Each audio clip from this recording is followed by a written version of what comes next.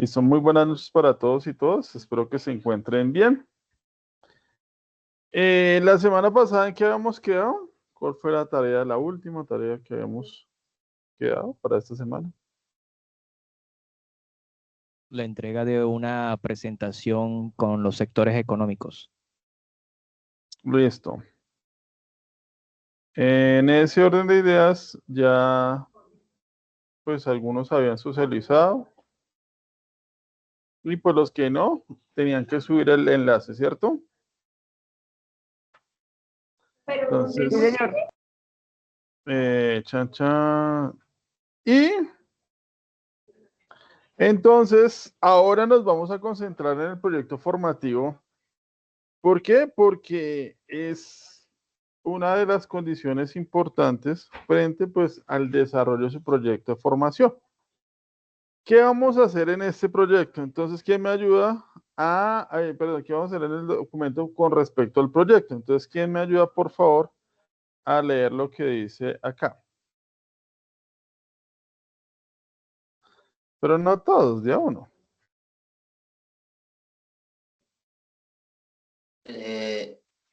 Evidencia. Documento proyecto formativo.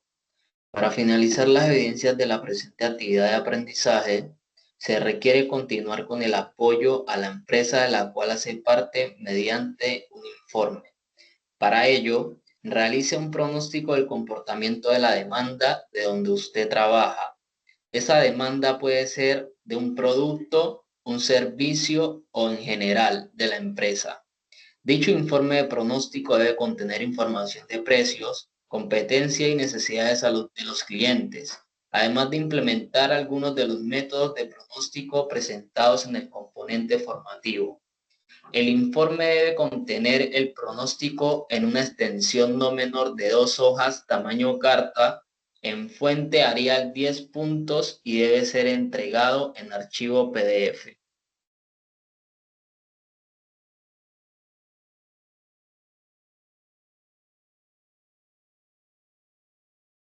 Listo, entonces acá nos dice que los lineamientos son un producto, entregarles un informe en formato PS, mínimo 2 hojas.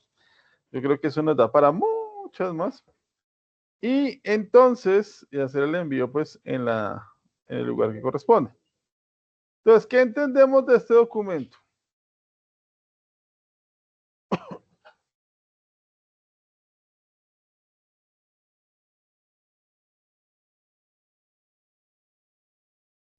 Que hay que hacer como un análisis de la demanda, ¿no?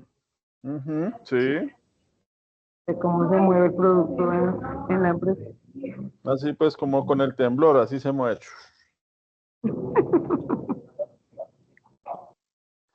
¿Cómo se mueve el producto? ¿Cuál es el comportamiento del producto en el mercado? ¿Sí o no?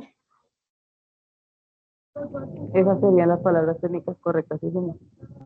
Ok, listo. ¿Qué más?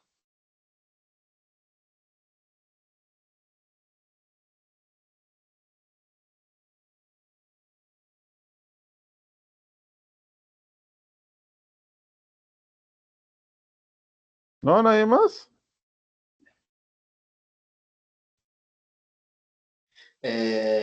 Cuando habla de competencia, ¿a qué se refiere? Entonces, la página que maneja, la empresa que maneja Mauricio, ¿sobre qué trabaja?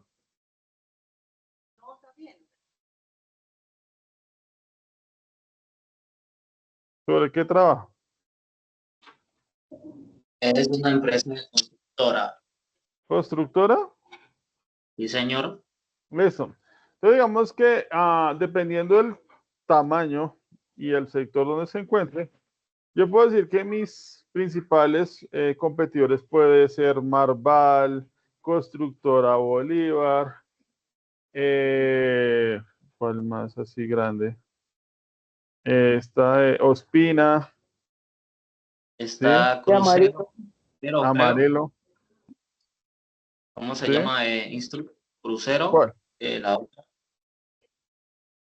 Entonces, fíjate que es analizar cómo la, em, la competencia, o sea, mis empresas cercanas que hacen lo mismo que yo hago y tienen productos iguales o similares, pues es mi competencia, ¿cierto?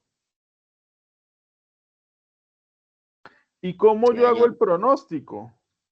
Por ejemplo, si yo lo que hago es el tema de la construcción, ¿cómo hago para pronosticar el año entrante cuántos ingresos y sobre qué voy a tener esos ingresos? No sé si es clara la afirmación.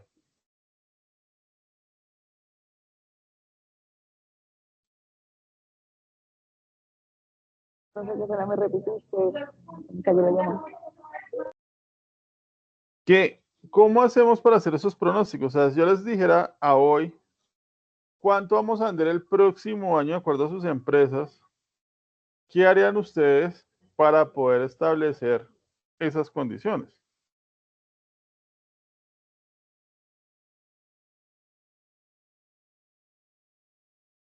O Ahí, en sus... ahí A ver, tocaría revisar las ventas o sí, las ventas por lo menos del año pasado. ujú.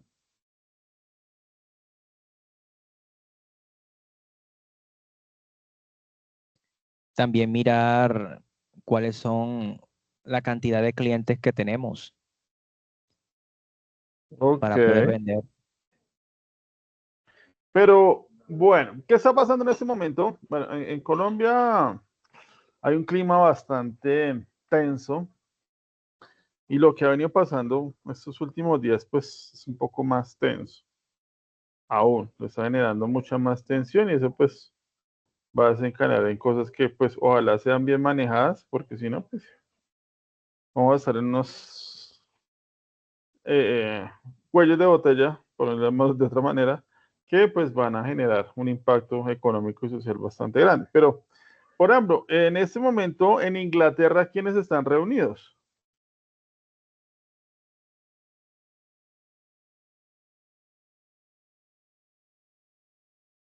¿No? No, pero Uy, no, no. Uy, Después pero del temblor me perdí. ¿se equivocó de cuando regresaba para la casa de Notra o algo así? Más o menos. Más o menos.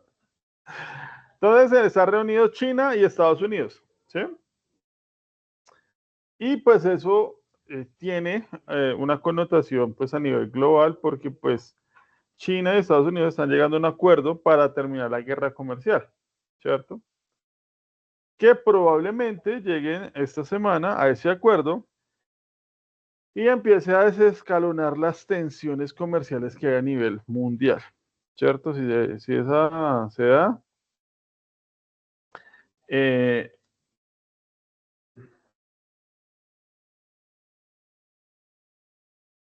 pues generará un ambiente pues totalmente diferente al que hemos venido viendo en los últimos meses. ¿Por qué? Pues porque hay una desaceleración. Recuerden que Trump les dijo a las empresas que si no fabricaban en Estados Unidos, o sea, sus fábricas estaban allá, les iba a colocar más impuestos. Algunas empresas están dispuestas a salir del mercado americano para producción, ¿cierto? Por los temas de costos. Y pues también está la tensión que se dio entre Elon Musk y el presidente Trump la semana pasada, ¿no? Uy, Entonces, sí.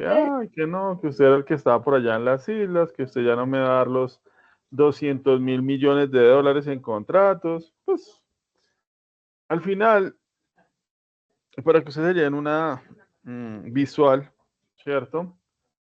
En Estados Unidos, lo que aquí lo llaman corrupción, en Estados Unidos, pues no es tanto la corrupción, porque pues el hombre más rico del mundo se monta en un cargo estratégico donde recorta, ¿cierto? Gastos, pero esos recortes van a líneas de inversión que van a beneficiar a sus empresas, ¿sí? Que fue lo que hizo Elon Musk. Opa. Entonces, yo me monto un cargo, ¿cierto? Que era el de optimización, ¿cierto? Se lo llamaron así, de los cursos, de los recursos públicos, porque hay un gasto exagerado, pero lo que consigo con ello es que el gobierno a mis empresas o a mi holding empresarial, ¿cierto? Le den unos contratos y aparte eso le den subsidios porque digamos que la pelea sea porque Trump dice que le va a quitar el subsidio a la producción a la compra, perdón, de productos eléctricos, de carros eléctricos, que son los que venden los NOS, ¿sí? Entonces, como yo, como funcionario público, ingreso a la administración a hacer gestión para salir 100% beneficiado. ¿Sí? ¿No se han hecho esa pregunta? Sí, claro, instructor, es como si aquí el Grupo Valores manejara el Ministerio de Economía o de Interior, ¿sí o qué?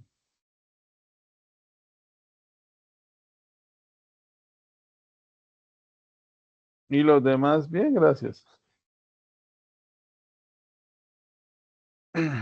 ¿Sí?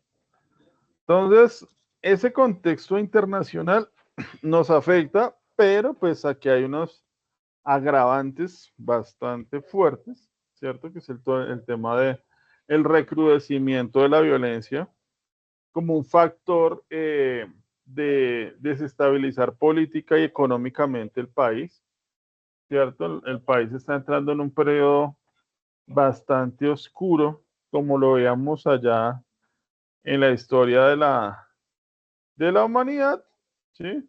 En esos momentos estamos como entrando a la Edad Media, ¿sí? Que pues es un tema de la época del oscurantismo, que pues se vuelve algo inmanejable en muchos aspectos, ¿sí? Porque pues al final eso es un tema de poderes, de temas políticos que no van a beneficiar en nada a la población, pero sí va a generar una discordia dentro de la misma.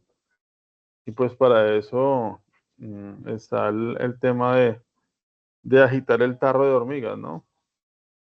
Que es como lo que está pasando en este momento. O sea, están agitando las cosas tanto que pues se está saliendo de control.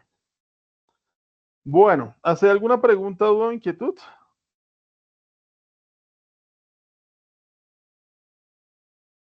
Sí, profe. O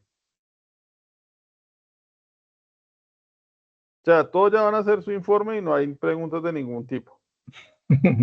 No, yo estoy, es con lo de la información de precios Ok. míos y de la competencia, ¿cierto?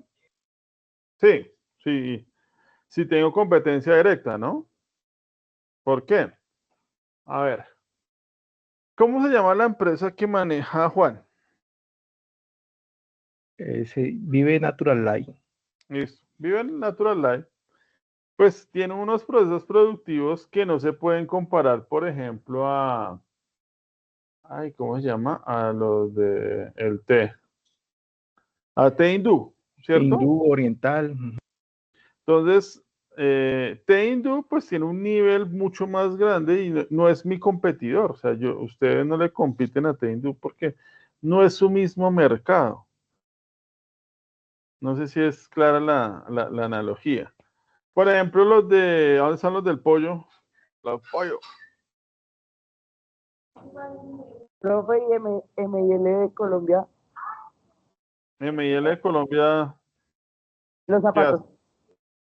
Listo. Entonces los zapatos le deben competir, por ejemplo, a otras importadoras de calzado, ¿cierto? Que manejen marcas similares o iguales, porque no creo que sean ellos los únicos distribuidores a nivel nacional, deben haber.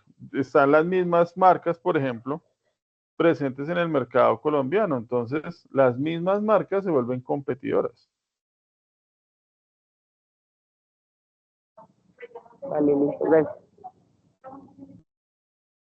Instructor, y en temas, bueno, y en la empresa de nosotros como Bioseo, que es más un servicio.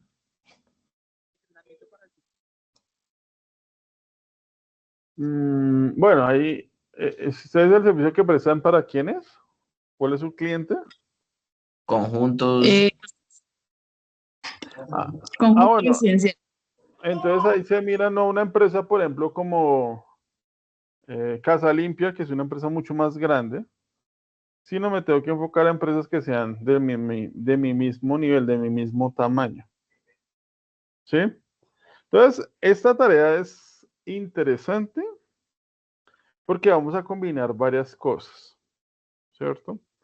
Entonces, el día de hoy vamos a empezar por definir quién es mi competidor, ¿sí?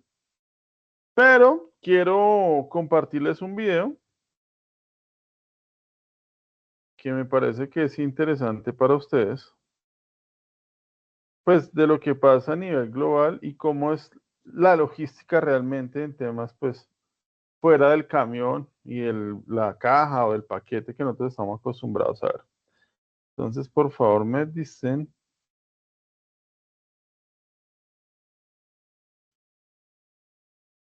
si escuchan. Este es el mayor desastre del transporte marítimo de la historia. En 2013, el MOL Comfort, un gigantesco carguero de la naviera japonesa Mitsui O.S.K., se partía por la mitad en el Océano Índico, en su recorrido de Singapur a Jeddah. El naufragio tardó un mes en consumarse, y aunque no hubo víctimas, el carguero perdió los 4.293 contenedores que transportaba. 11 años antes, el 14 de diciembre de 2002, este otro barco, el MV Tricolor, sufría una de las mayores pérdidas de mercancía jamás vista. El carguero noruego perdía 3.000 coches de BMW, Volvo y Saab, tras chocar con otro barco en su tránsito por el Canal de la Mancha. Uno de los casos más espectaculares ocurrió en 1992, cuando el Ever Laurel perdía 28.800 patitos y otros juguetes de goma flotantes que se desparramaron por el Océano Pacífico. El incidente se desveló cuando los muñequitos comenzaron a aparecer por costas de todo el mundo, desde Estados Unidos a Australia, incluso llegando a Europa 15 años después.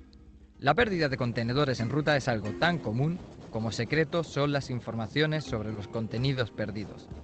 Cada día, más de 5.000 barcos se mueven transportando entre 5 y 6 millones de contenedores en buques que rivalizan en tamaño con algunos de los edificios más altos del mundo y que pueden llegar a cargar 20.000 contenedores a la vez.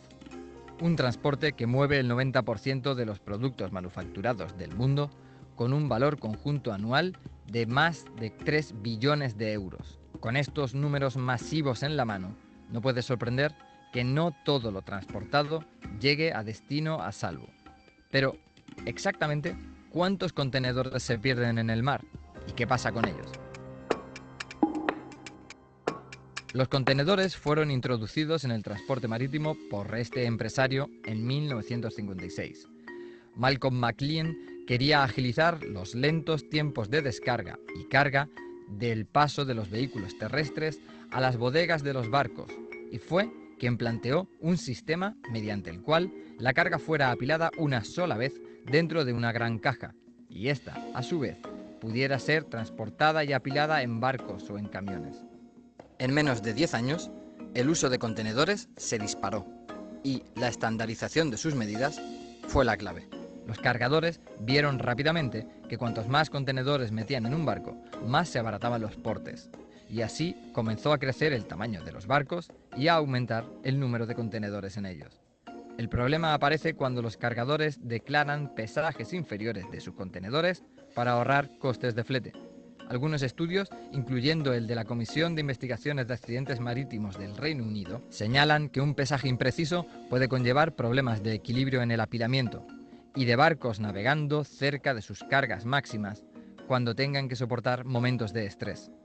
Según datos de Maersk, la naviera más grande del mundo, la empresa pierde anualmente unos 59 contenedores. Por su parte, la World Shipping Council, que representa el 90% de la industria marítima mundial, calculó entre 2008 y 2016 que la pérdida anual media era de 568 contenedores, sin contar eventos catastróficos, una suma que se elevaba con estos eventos a 1.582 pérdidas. Para la Through Transport Club, firma que asegura a 15 de los 20 primeros operadores marítimos, el cálculo se acerca más a los 2.000 contenedores anuales perdidos, mientras otras fuentes llegan a lanzar cifras que rondan los 10.000 contenedores, elevando las pérdidas diarias a unos 27 contenedores. Pero como no existe un requerimiento para los transportistas que les obligue a reportar las pérdidas de contenedores, ni de la Organización Internacional Marítima, ni de otros organismos, al final nadie tiene un número exacto de cuántos contenedores se pierden al año realmente. La gran mayoría de los contenedores perdidos en ruta se hunden irremediablemente, aunque no lo ponen fácil. De hecho, un contenedor estándar puede llegar a estar flotando 2 meses, y todavía algo más si se trata de un contenedor refrigerado, lo que pone en riesgo no solo el medio ambiente, por las pérdidas de su contenido, sino a los propios barcos en sus rutas de navegación, sobre todo a aquellos de menor tamaño. Sea como sea, y a pesar de que la pérdida de un solo barco puede suponer millones de euros, el transporte marítimo no para de crecer al ritmo que crece el tamaño de sus barcos y la carga de sus contenedores.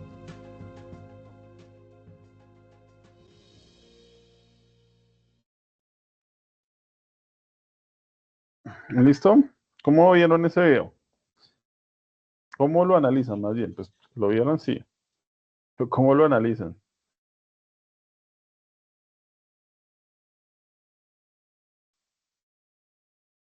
O sea que puede haber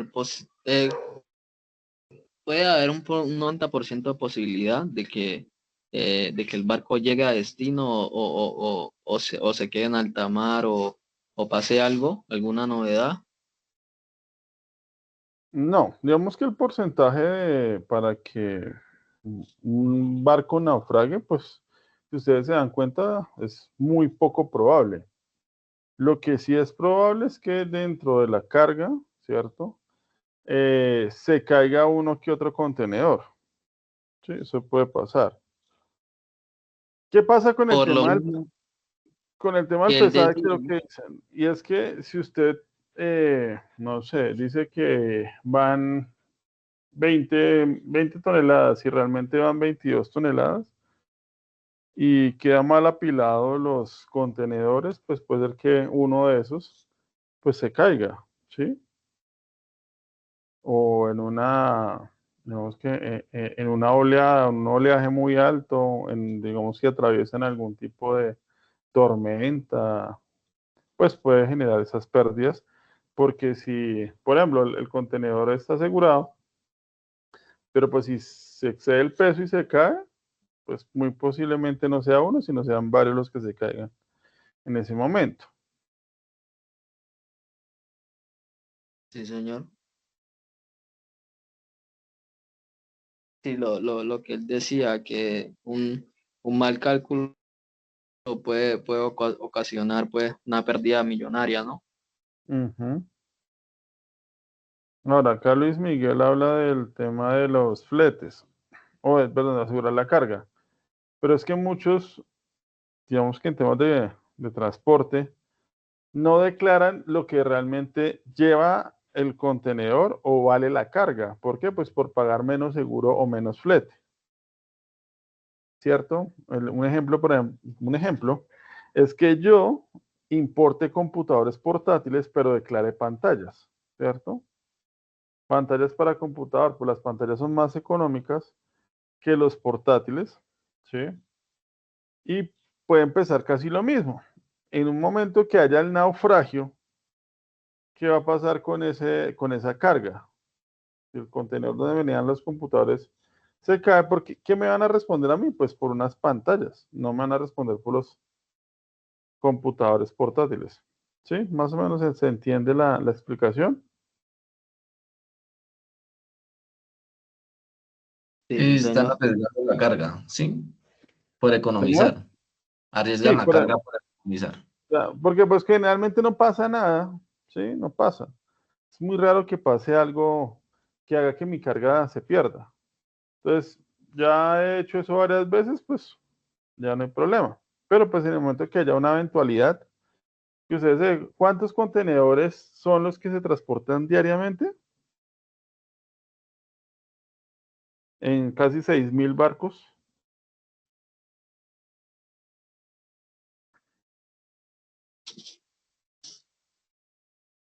¿Sí recuerdan la cifra? Que son más o menos 5 Como millones, 3.5 millones de euros, ¿no? Creo que dijo. No. Sí, no, pero en carga se manejan casi 5 millones de contenedores en un día. Eso es muchísimo. Y si de 5 millones se pierden, no sé, 150, ¿es significativo o no? Uf, mucho, claro. No, no es No, significativo. no es nada, no. No. No. Sí, porque al final, eh, pues de 5 millones a 150, pues es una cosita muy pequeña. Entonces, no está insignificativo, ¿sí? Y pues ahí también va quién tiene la responsabilidad, si la naviera o fue por causas naturales o de fenómenos naturales más bien, alguna tormenta, algún oleaje alto, un terremoto, qué sé yo, una erupción volcánica, que hay piratas, ¿cierto? Por la zona del canal del Suez hay piratas, ¿cierto? Ahí por los lados de África, entre el canal del Suez y el océano, ahí se me olvidó, Índico, ¿cierto? La parte de Somalia de África, que pues hacen ese tema de secuestrar barcos. Pero si es irresponsabilidad de la naviera que sabiendo que había una tormenta, se metió a la tormenta, pues la aseguradora no le va a responder a usted, sino tiene que responderle a la naviera. Y como se observa en el video, como se escucha en el video más bien, pues no están tan interesados en divulgar cuántos son los que realmente se pierden y qué tipo de mercancía es la que más se pierde.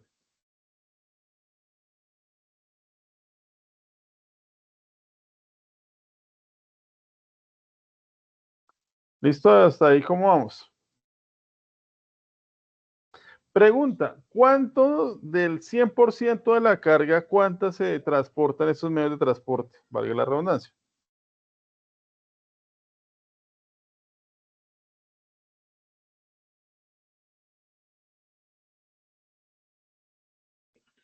Por barco, uy, casi toda la carga. Ujú. 90, Sí, 95. hay más o menos de que el 95% aproximadamente de la carga a nivel mundial, pues se transporta en barco, ¿cierto? Entonces es mucho. Pero nosotros estamos enseñados, y por eso les decía que queríamos hacer este video, nosotros estamos enseñados pues a ver el camioncito cargando unas cajitas y ya, ¿sí? Porque pues ya estamos en la última parte del proceso logístico, que es lo que llamamos la logística capilar. ¿Listo? Dudas, preguntas, inquietudes, muchachos.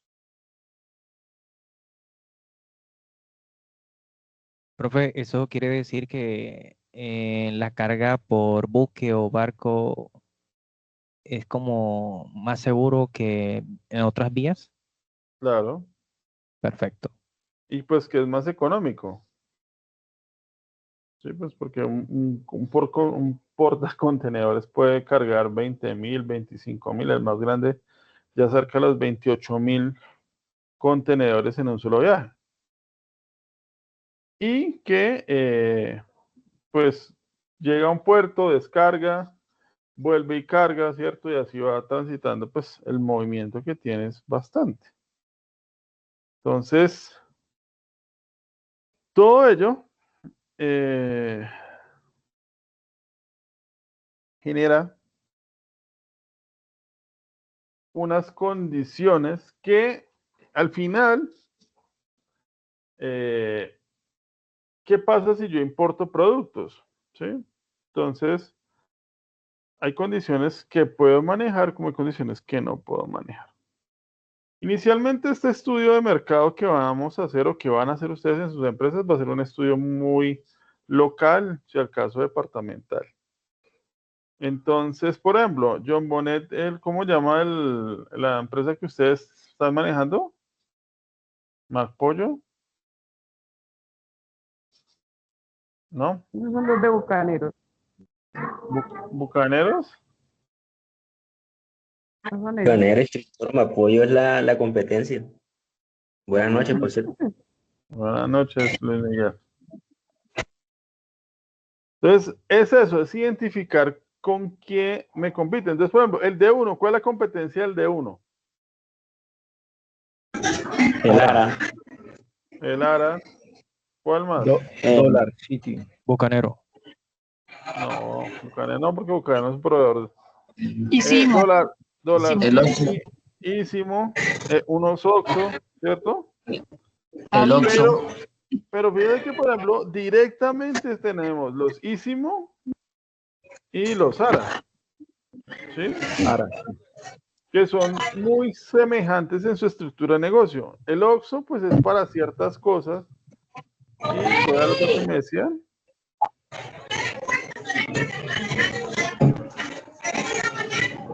El Oxxo.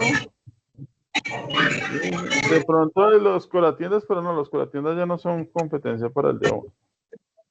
¿Sí?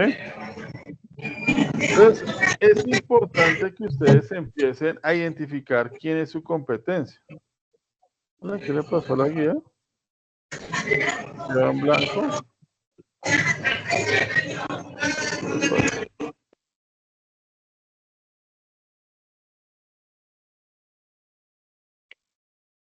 Chun, chun, chun. Listo.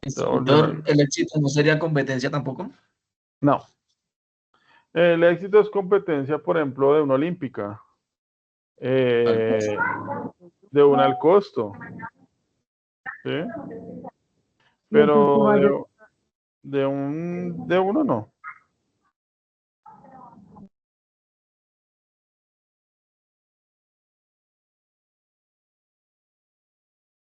Listo. Entonces, pregunta.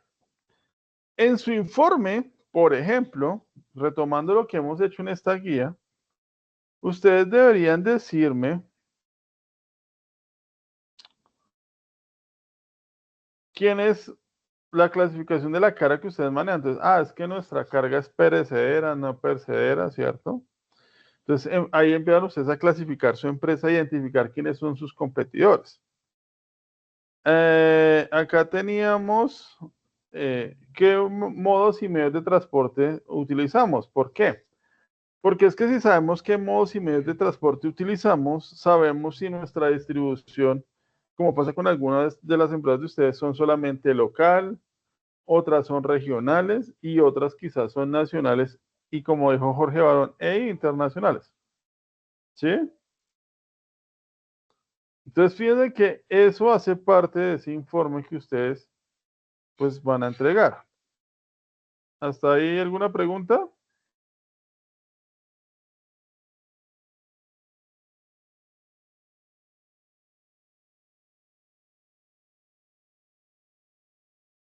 Profe, repita lo último. Por favor.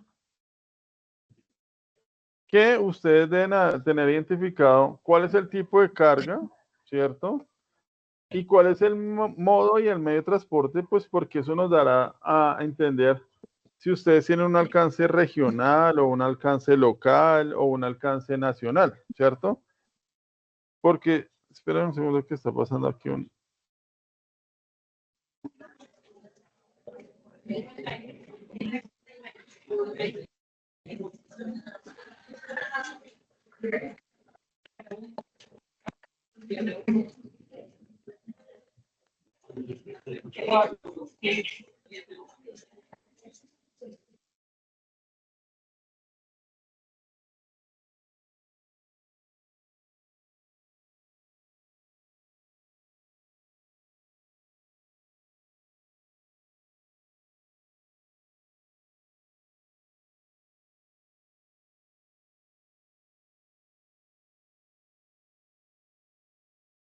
Listo, ya pasó. Entonces, eso es importante tenerlo en cuenta. ¿Cuál es mi distribución? Nacional, local, departamental, municipal, ¿cierto? Y pues ahí viene el documento descriptivo que, o sea, lo vamos a empatar acá, ¿cierto? Y me dice qué tipo de empresa soy. ¿Soy una empresa grande? ¿Soy una empresa pequeña? ¿Soy una microempresa? Porque ahí es donde yo empiezo a denotar quién es mi competencia. Si yo soy una microempresa, mi competencia, ¿quién es? Pues las otras microempresas que hacen lo mismo que yo. Pero si yo soy una gran empresa, pues ¿quién es mi competencia? Pues las empresas grandes que hacen parte de mi entorno. ¿Hasta ahí es claro?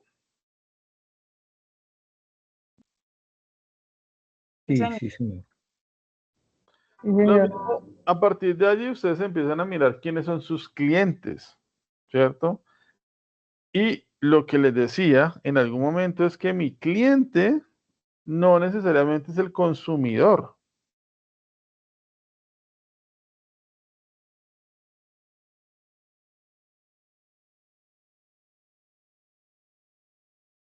¿Por qué? Porque yo, por ejemplo, soy el fabricante, el tema de McPollo o el tema de, ¿cómo se llama el del pollo? La empresa de pollos.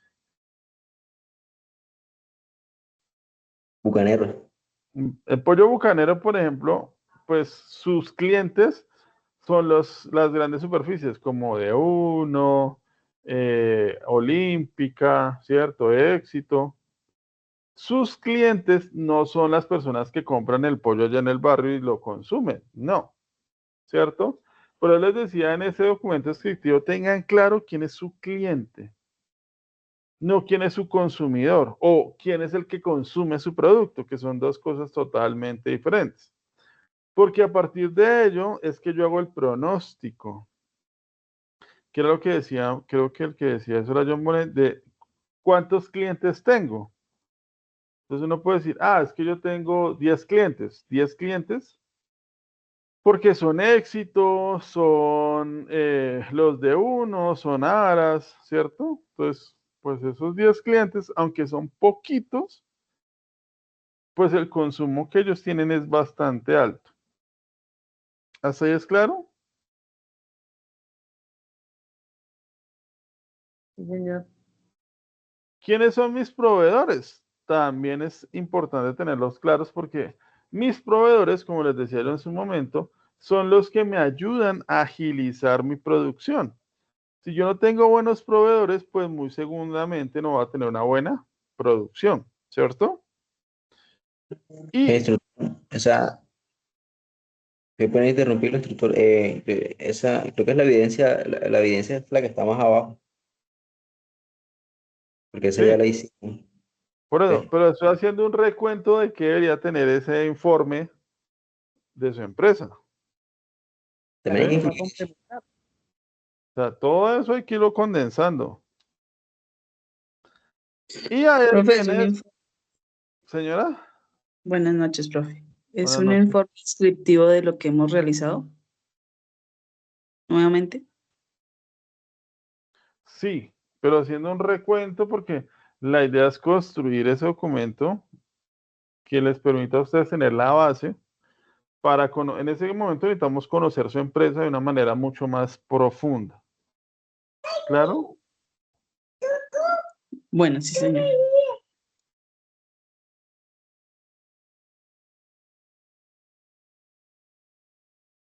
¿Listo?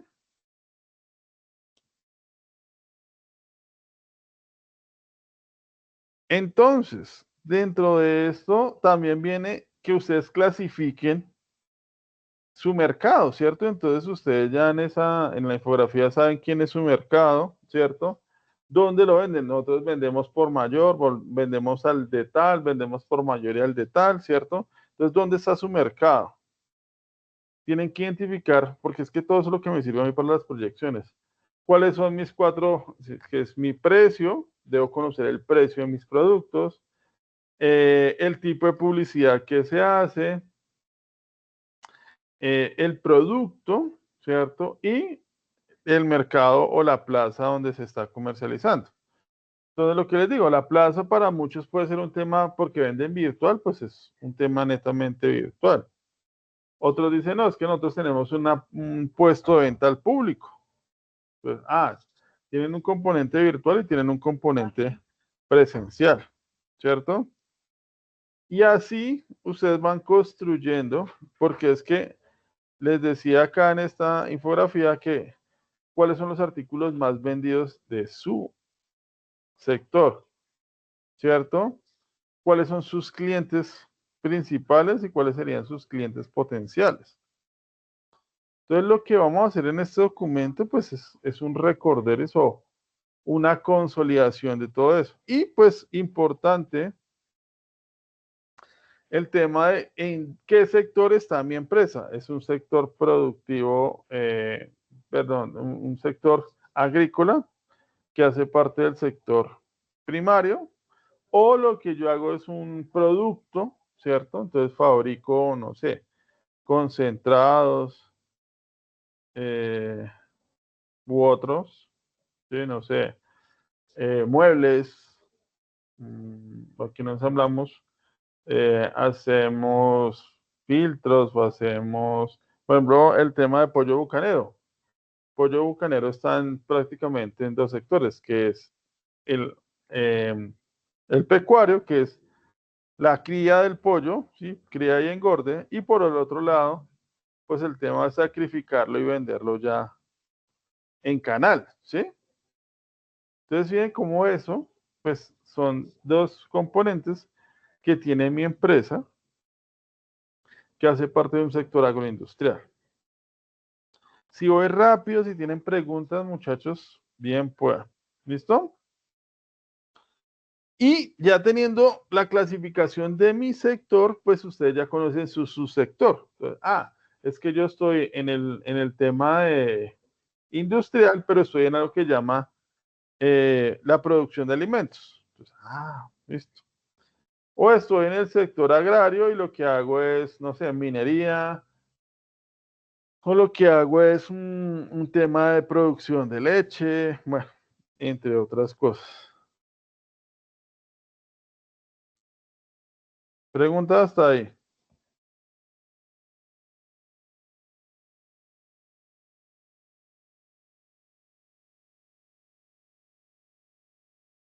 ¿Se está entendiendo la dinámica o todavía hay preguntas?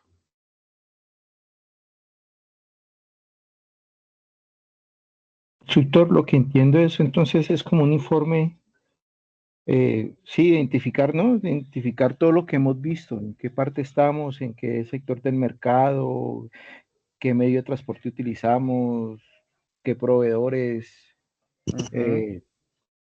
sí, en qué sector o subsector nos encontramos. O sea, sí, sí está grosso modo ese informe. ¿Qué tipo de empresa soy? ¿Soy una micro, una pequeña, una mediana, una gran empresa? Mis clientes son mayoristas, distribuidores, detallistas o le vendo directamente al público, ¿cierto? Entonces, vean que ahí todo lo que ustedes han hecho pues alimenta mi contexto de mercado. Y de ahí es que yo puedo, a partir de ellos, que yo puedo hacer la prospección o la proyección de lo que me pide acá, que es la demanda. ¿Cómo voy a saber cuánto me van a pedir? ¿Listo? Preguntas, dudas, inquietudes hasta ahí. ¿Mm?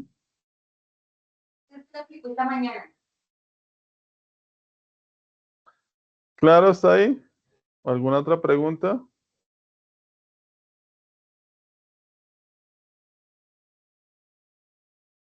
Claro. Listo, muchachos. Entonces, señor. Ahí dice que implementar algunos de los métodos de pronóstico de la demanda. Que es necesario hacerlo, ¿no? Es como el ejercicio. Ujú. Entonces, ¿ya están viendo atrás mi pantalla? Sí, señor. Listo. Ustedes ya leyeron todo ese material de apoyo, ¿sí o no? Se supone. No, se supone no. Ya llevan 3 semanas leyéndolo. Ya que nada. Ustedes ya saben cuáles son los métodos y técnicas de pronóstico, ¿cierto? Son pronósticos cualitativos, pronósticos cuantitativos, ¿sí? Todo lo que es el método univariado, multivariado, ¿cierto?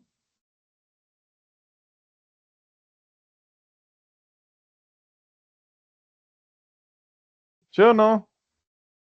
Pero digan algo. Manifiéstense, Nola. Sí. Entonces, pues, si ya lo entendieron y no hay preguntas, pues yo doy por hecho que ustedes ya lo saben hacer. ¿Sí o no?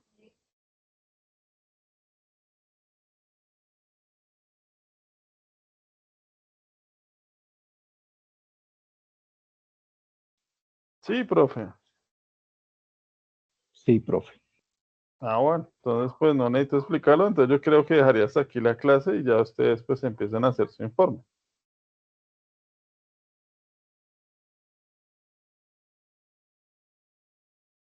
No, señor, no lo tenemos claro. Profe, siga explicando, por favor. Dios santo. Entonces, las proyecciones, como lo vimos al principio de entrar en materia en esta guía, o sobre todo en la segunda parte de esta guía, decíamos que era una proyección. ¿Se acuerdan?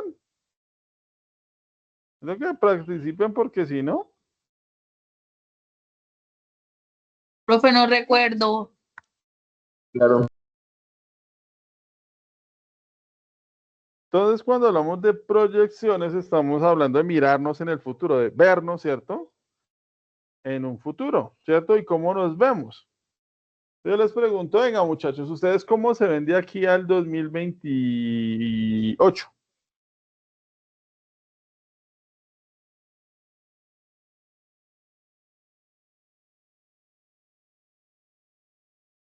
¿Mm? Una empresa consolidada, con nuevas sucursales. No, pero hablo de ustedes personalmente. Sí, de ustedes como personas. No sé, tal vez en un trabajo más estable, cursando una carrera universitaria, Sin hijo todavía. con Ok. 5 hijos. Ups. No, pero sí ya con una familia y eso. Ok.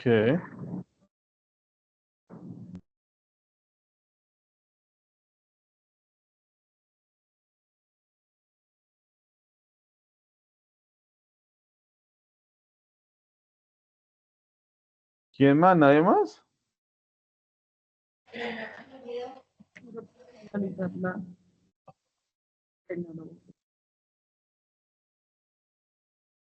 Pues escucho a Jennifer, pero para que estuviera por allá, en el más allá.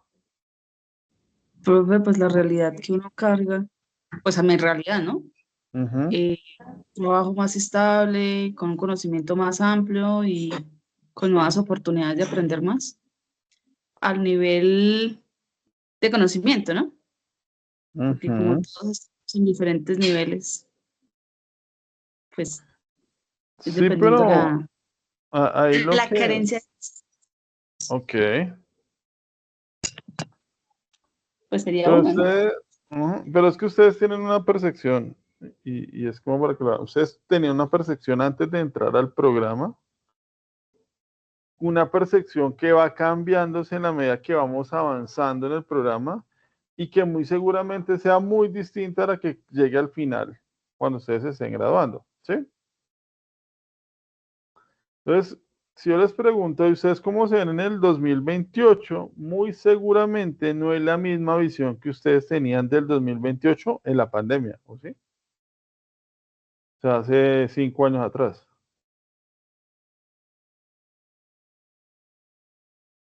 Sí, ¿Sí? porque ¿No ha todo va cambiado cambiando. mucho? No, todo va cambiando.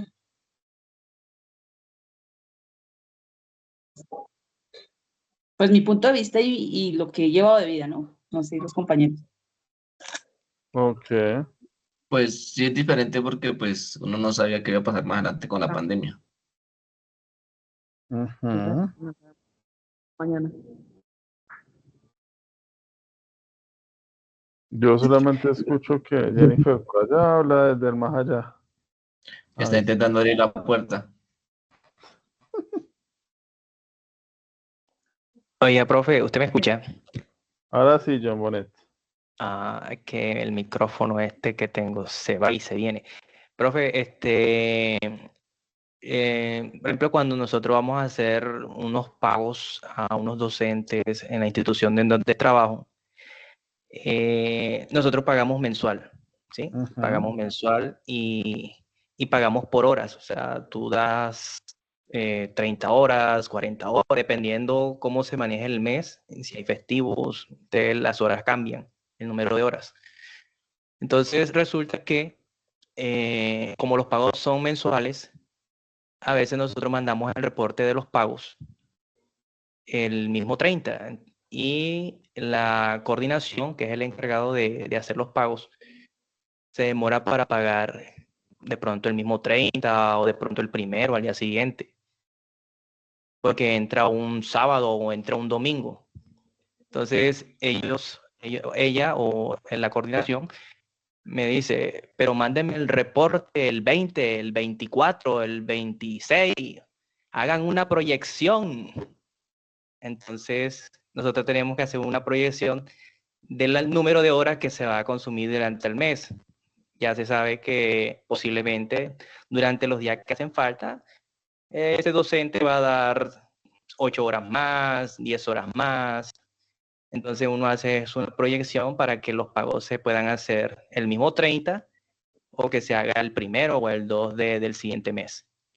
Entonces, no sé si las proyecciones entran en ese caso. Sí, porque ahí hablamos, eso por ejemplo es un costo, porque ustedes cada cuánto están ingresando con estudiantes, cada cuánto les ingresan estudiantes, ¿todos los meses? ¿O es semestral, o es bimestral, o Sí, trimestral? es semestral. Exacto, entonces ustedes por ejemplo saben que lo que pasa con nosotros acá en el SENA, yo tengo tantas fichas, ¿cierto?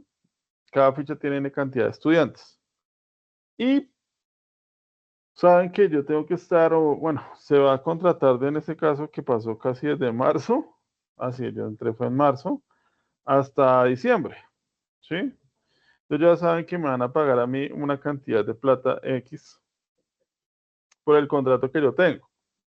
Y no necesito, o digamos que no necesitan que yo dé todas las horas, sino que esté dada, ¿cierto? Por la proyección. Entonces, es que yo tengo que darme con las fichas al menos una vez a la semana, ¿cierto?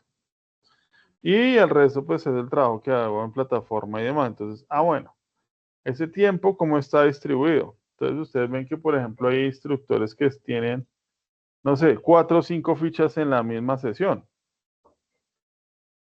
Otros, pues, no tenemos, y eso, pues, también depende de la dinámica y de la didáctica que tenga cada instructor. Pero, pues, al final del mes, usted haya dado más horas o menos horas, pues el pago va a ser el mismo, ¿cierto? Entonces, todo eso también depende de cómo lo maneje su empresa. Y por eso este informe está muy centrado a cómo funciona su empresa y cómo ustedes, a partir de lo que hemos venido desarrollando en la guía 1 y en la guía 2, ya deben conocer más a fondo su empresa. Cómo hacen el tema de buscar clientes. Entonces, es que manejan redes sociales, o es que tienen vendedores externos, o es que manejan un outsourcing para que les busque el personal o los clientes, o tienen, no sé, alguna otra estrategia, ¿cierto? Con el tema de la inteligencia artificial, pues está generando un paradigma en muchos sectores. Entonces, a partir de allí es que nosotros podemos decir, bueno, podemos generar, ¿cierto? Una estructura que me permita a mí conocer la empresa y a partir de ello generar las proyecciones. Entonces, les preguntaba yo hace, como en marzo, ¿qué hacían los gerentes en diciembre del 2019 y qué pasó con esos mismos gerentes en marzo del 2020? ¿Se acuerdan?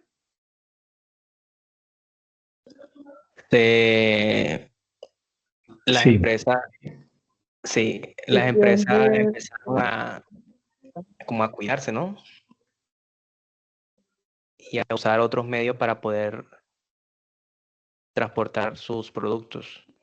Pero, por ejemplo, cuando cierran toda la economía. Sí, Ya sí. usted no puede atender al público. ¿Cuál fue esa condición, cierto, para poder modificar las proyecciones y qué proyecciones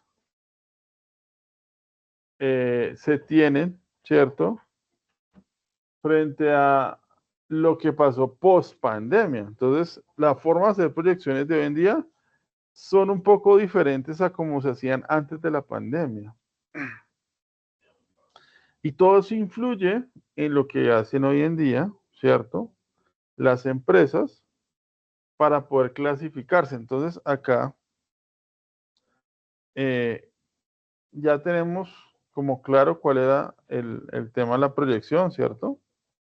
Entonces, ¿cuánto voy a ofertar? Recordemos que la oferta depende de quién.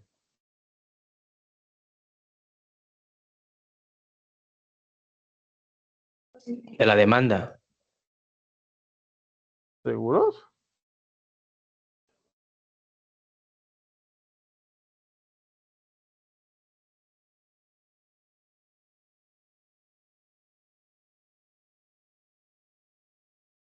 Del mercado. Del mercado. ¿Y qué tiene que ver el mercado?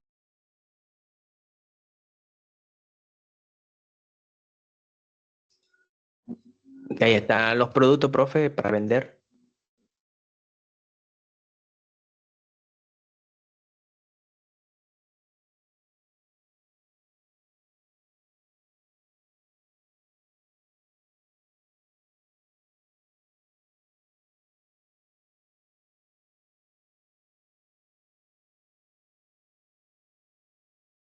Que ahí está la competencia. Buenas. ¿Siguió grabando? Así ¿Se había sigue. ido, profe, dónde? Se En el le- mercado está la competencia. es como prendedizo. En serio, sí. No sé.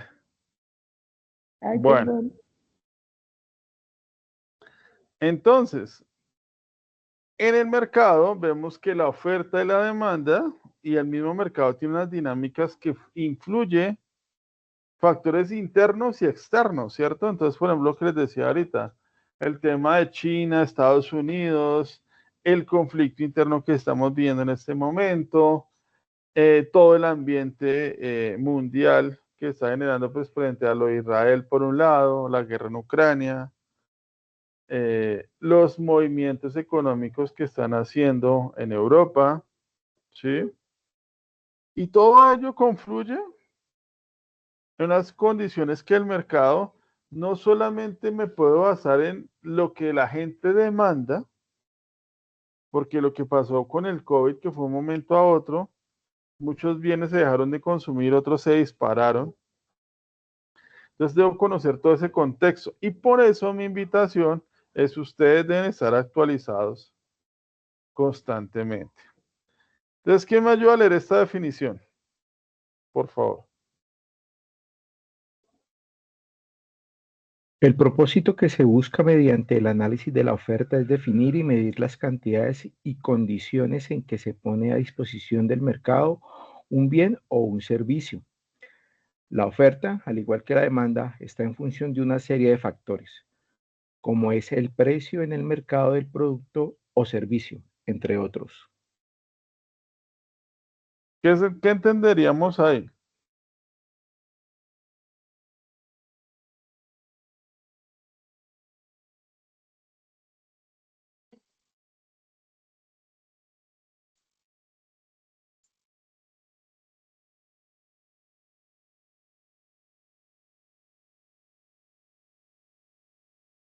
¿No?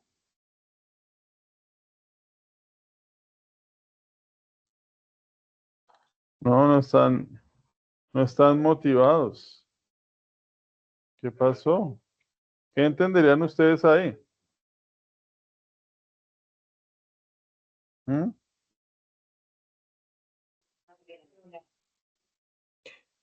Pero, Instituto, lo que entiendo es que, digamos, un producto mío está, lo que usted dice, está afectado, ¿no? O lo afectan todas estas circunstancias, lo puede afectar todas estas circunstancias económicas o políticas.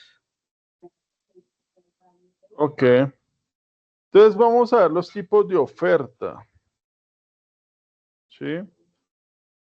Entonces, ¿qué leyeron ustedes frente a los tipos de oferta? Vamos a preguntarle a alguien, a ver. Vamos a preguntarle a Gray Almeida.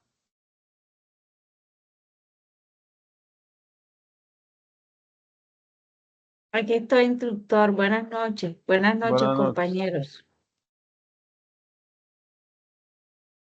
Entonces, ¿cuáles son los tipos de oferta que ven acá?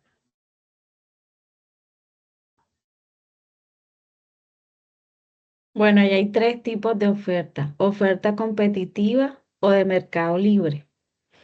Es aquella en la que los productores o prestadores de servicios se encuentran en circunstancias de libre competencia. Oferta oligopólica. Se caracteriza porque el mercado se haya controlado por solo unos cuantos productores o presentadores del servicio. Ellos determinan la oferta, los principios normalmente. Y normalmente, sí. Oferta monopólica. Se encuentra dominada por un solo productor o prestador del bien o servicio que impone calidad, precio y cantidad. Listo. Hasta ahí es clarísimo, ¿sí o no?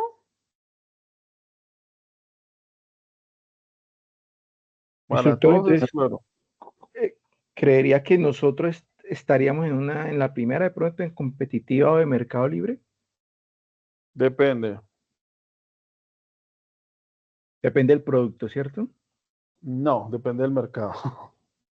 Por ejemplo, hace unos años ustedes decían en las noticias que había el cartel del papel higiénico, el cartel de los pañales, el cartel del azúcar. ¿Sí? ¿Sí se acuerdan de esos titulares?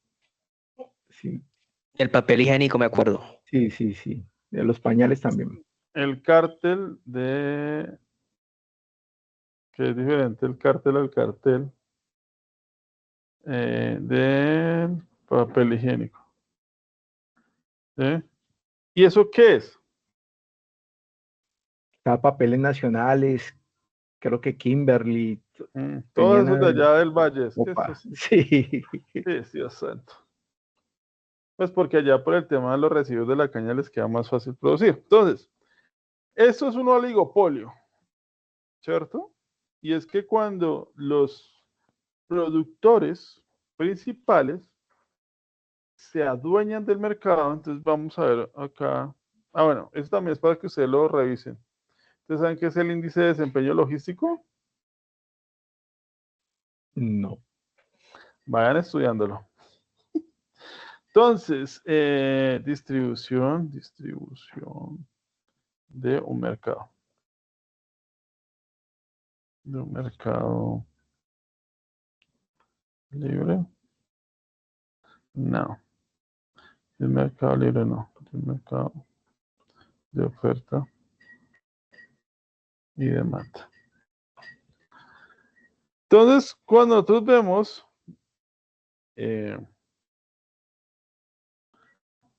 el tema de cómo estoy yo frente a mi competencia, es que el mercado, y sobre todo cuando esos temas de los oligopolios y los monopolios, se ponen de acuerdo porque los grandes, entonces son grandes las empresas que más, y por eso es importante definir quién es su competidor.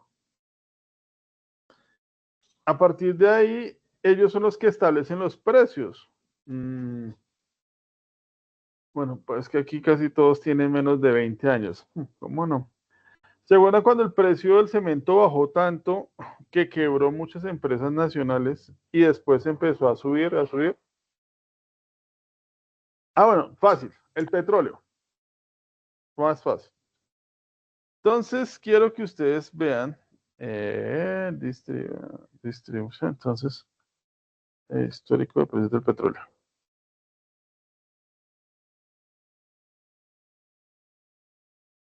Instructor, pero si no estoy mal, creo que lo del cemento era dumping, creo que era. Sí, pero por eso es un tema de monopolio. Y bueno, de oligopolio.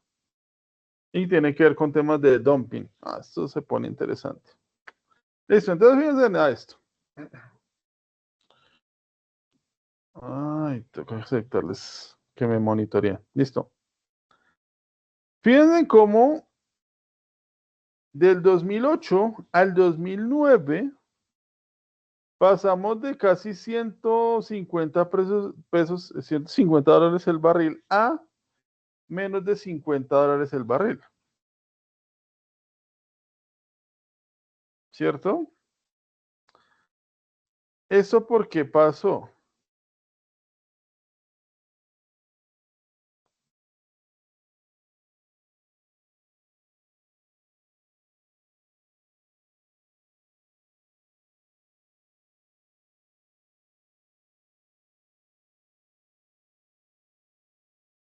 Entonces, la OPEP resulta que cuando fue el primer gobierno de Trump, es que eso tiene que ver con muchos temas que para ustedes es poco probable que lo vean, pero entonces gobiernos de Donald Trump.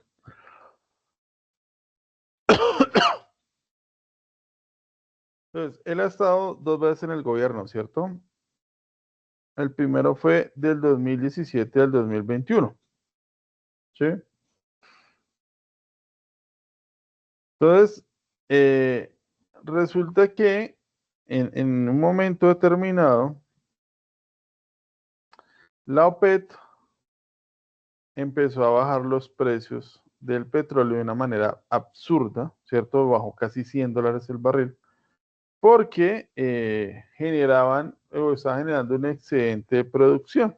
Y en unos países, en Estados Unidos, empezó a generarse una condición frente a que se iban a mantener las reservas que se generan en cada país, ¿cierto? Entonces, no sé, China dice, yo puedo dejar de consumir petróleo hoy, tengo reservas por 5 años. Estados Unidos dijo, yo dejo comprar petróleo a nivel internacional hoy y tengo reservas por los próximos 10 años y eso no va a parar mi economía.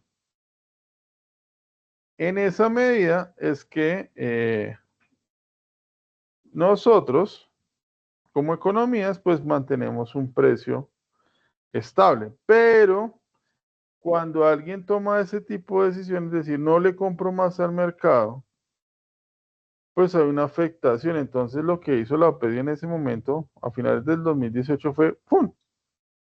Vamos a vender casi al costo de producción. ¿Para qué? Pues para que no sea un negocio para esos, digamos que, estados o naciones que ya no nos quieren comprar petróleo. Y entonces uno pregunta, si yo fuera, no sé, Colombia en el 2018, pues, y si fijara todos mis ingresos, y por eso hay que tener cuidado cuando se fijan los ingresos y sobre todo en temas públicos, y no tengo en cuenta el comportamiento del mercado, pues en el 2008, el que estaba de gobernante hizo una proyección basada en ingresos de 130 dólares más o menos, y que en el 2019 bajara casi a 45, 30 dólares, pues se volvió algo bastante preocupante. ¿Por qué? Porque la proyección económica no coincidía, ¿cierto?, con la realidad que estaba pasando. No sé si hasta ahí es claro.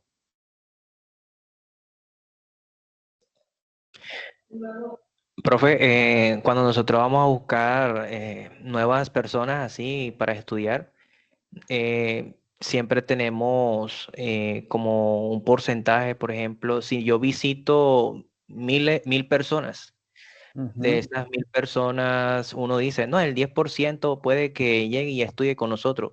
Entonces ya serían 100 personas. Entonces, si, por ejemplo, esas 100 personas, pues como uno deduce que son 100 personas, pero si no llegan ni las 100, por ejemplo, 60, ya ahí estamos viendo lo que le está sucediendo al petróleo. Se está yendo al carajo. Claro, porque si ustedes se dan cuenta, en las fichas de ustedes son más o menos 35, 37. ¿Sí? Acá hay dos fichas. Y de 35, 37 más o menos deberían haber 70 personas conectadas. Tenemos 17. Bueno, 16. Entonces, ¿cómo estamos? Pues Grave.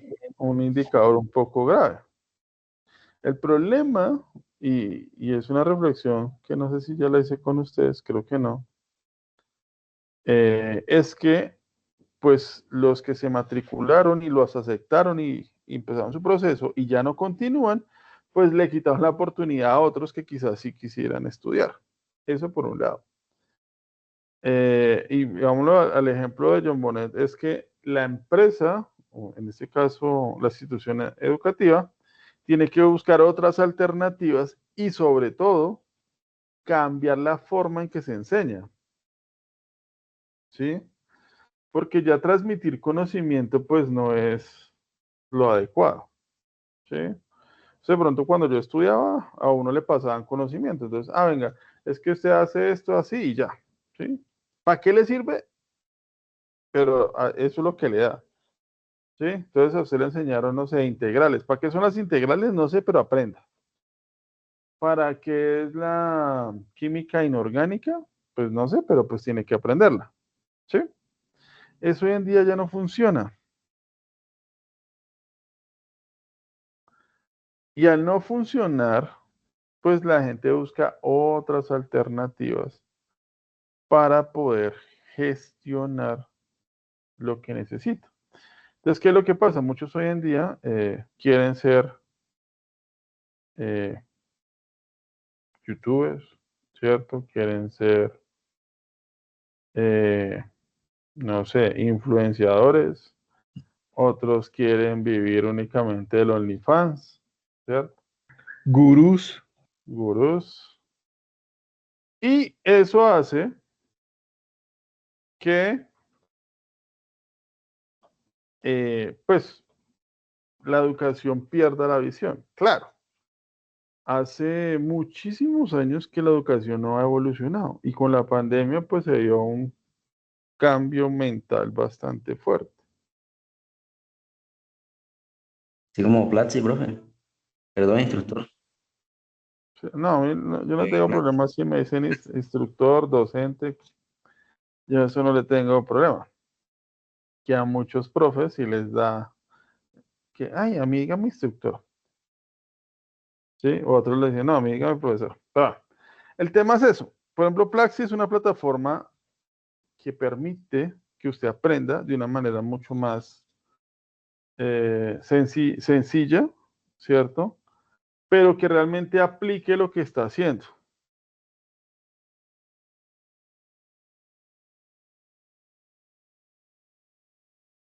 Pero es que, bueno, ellos tienen, digamos que como la oferta educativa que ellos tienen está, digamos, como orientada o sea, a lo que, a la demanda actual, digamos, en qué aquellos como profesiones en las que pues la gente quiere aprender y quiere trabajar y eso es lo que oferta, como lo de la Claro, programación. entonces si eh, yo me voy a ello, pues yo puedo decir, venga, ¿qué es lo que está hoy en día en boom? ¿Cuál es el boom de hoy? Las IAs. Bueno, la IA es de los últimos 2 años, año y medio. Igual la Las IA, redes sociales. las redes sociales. Es algo que llama la industria 4.0. ¿Se acuerda que es la cuarta revolución industrial? Bueno, acá ahorita les explico. Habla de ciencia, conocimiento. Ajá. Entonces, eso es lo que realmente hoy en día es lo que se está dando. Entonces estamos en una sociedad del conocimiento, ¿sí? Esa sociedad del conocimiento está haciendo, ¿cómo diríamos? Una metamorfosis, una evolución que no pensamos que iba a pasar, ¿cierto? Por ejemplo, para mí, que pasé de los teléfonos de disco, ¿cierto? Que era el cable así todo enchurcado, Opa. a tener hoy en día pues el celular que hace lo de 10 aparatos de hace 10 años atrás, ¿sí? Porque el celular habla de mí, o sea, la presión, eh, el tema de la respiración, o sea, la oxigenación en la sangre, es calculadora, es linterna, toma videos, toma fotos, es decir, para escuchar música, para jugar. Uy, revivió Jennifer. No, solo que estoy acá, pero Y todo eso en un solo aparato, que antes, sí, pues era simplemente el coco allá, o sea, todo algo muy grande, y que estaba ahí en un cable y que usted no lo podía llevar para ningún lado. ¿Ven? Entonces, y cada vez estamos viendo que esto evoluciona de una manera mucho más acelerada. Y si que es una de las críticas mías en la academia, ¿sí? Y creo que lo he dicho a ustedes, si yo los preparo a ustedes para ver la logística de hace 5 años, pues no es la logística que ustedes van a ver aquí al 2010, al 2028, ¿sí? Entonces, es importante que eso que ustedes están viendo acá también lo apliquen en las empresas. Los carros eléctricos están llegando de una manera masiva. Muy probablemente muchos concesionarios o muchas empresas que producen vehículos de combustión interna, pues empiecen a dejar de producir esos para producir eléctricos. Lo está haciendo Toyota, lo está haciendo Renault, lo está haciendo Chevrolet, Mitsubishi. Todas las empresas se volcaron ¿a qué? A la producción de vehículos eléctricos. ¿Sí? Y eso pasa de un momento a otro. Y entonces uno pregunta, ¿sus industrias o sus empresas qué tan flexibles son en la adaptación del mercado? Porque eso tiene que ver con proyecciones. Vean lo que va de 2018-2019, que es muy parecido a lo que pasó en el 2020 al 2021, que fue cuando Trump también decidió que no iba a comprar más petróleo, sino iba a traer petróleo a Alaska. Sí, en Alaska hay petróleo, pero el petróleo está sedimentado. O sea, es un petróleo que tiene mucha tierra, mucho sedimento. Barro, tierra, arena, qué sé yo. Y entonces los de la OPEP volvieron y dijeron, ah, sí. Entonces volvieron y le bajaron el valor al petróleo. Y colapsaron la economía. ¿Qué pasa? Cuando toman estas decisiones, fíjense, del 2008 al 2020-21, pues el barril del petróleo perdió su poder adquisitivo demasiado. Y si ustedes comparan esta gráfica con la crisis económica en Venezuela, pues se van a dar cuenta por qué la migración de Venezuela se volvió una solución para ellos. ¿Sí? Sin decir que pues tienen unos problemas, digamos que sí, pues sociales que nos los trajeron o que los han ido llevando a donde están, pero si el precio del petróleo se hubiera mantenido o siguiera en crecimiento como venía del 1999, que venía un crecimiento constante y sostenido, pues ¿ustedes creen que los venezolanos hubieran salido de su país? Claro que no. No, no, no, y eso era una economía áspera en los 90. No, en los años 2000, vea, o sea, que fue su boom. Si se dan cuenta, el boom de ellos fue en el 2000, ¿sí? Del 2001 al 2008 fue su cumbre. Ahorita están volviendo otra vez allá a crecer, pero si eso no hubiera pasado, pues nosotros estaríamos migrando a Venezuela y no al contrario. ¿Ven? Entonces, claro, esas crisis se dan por ciertas condiciones.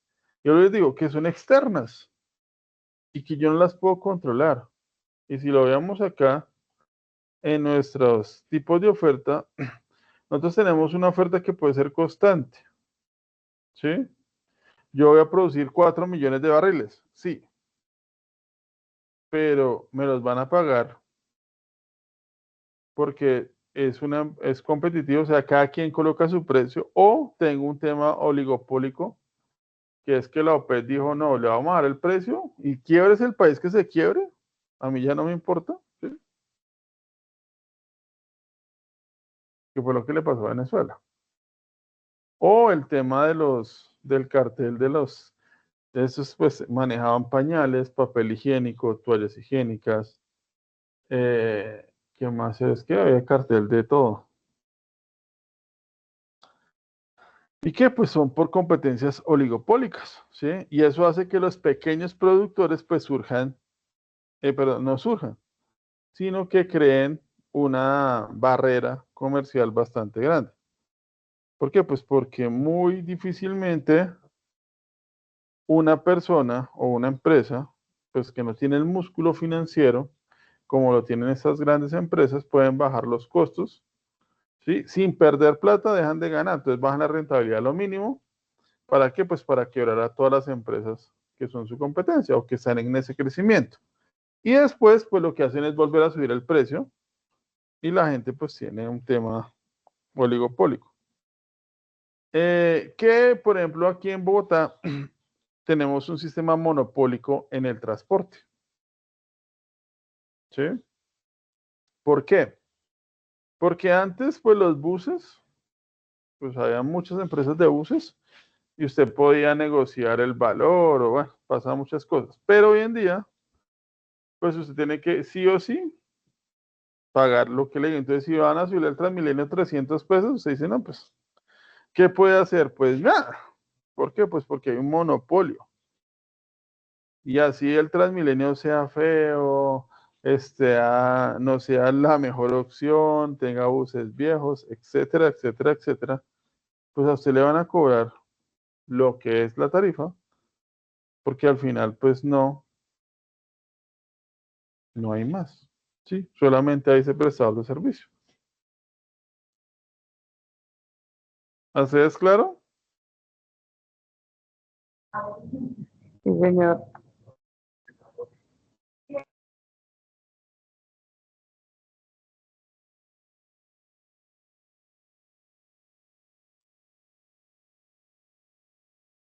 Oye, instructor, yo iba a decir, bueno, usted dice lo del transporte público, pero el transporte público, digamos que se me está como, o sea, regulado se supone que por la administración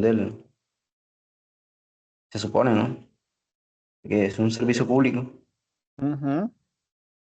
Pero es monopólico. Aquí en Bogotá es monopólico. No, sí, sigue siendo monopólico. Ujú. Pero entonces ahí digamos que, o sea, no solamente él, o sea, no es que imponga el precio. Pero digamos que hay una regulación en el sentido de que eh, el precio lo establece el distrito, ¿sí? Pero, o sea, antes no había pérdidas como hoy dicen que hay. Antes el precio era menor y los costos eran mayores. Hoy en día el costo es menor, ¿sí? Pero el precio es mayor. Entonces se supone que hay más ganancias. Pero con los estudios que hacen, pues se da cuenta uno que cada vez hay menos calidad del servicio, menos buses buenos, pero el precio es más alto y lo que dicen es hay que subirle más al precio porque hay pérdida y hay pérdida y hay pérdida. Y si usted ve todos los transportes masivos a nivel Colombia están quebrados.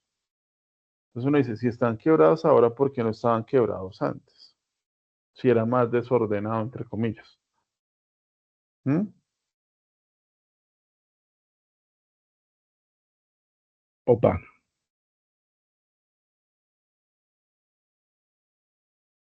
Entonces, ahí es donde dicen algunos expertos que pues no coincido, pero que es la inoperancia del Estado. o del gobierno más que del Estado.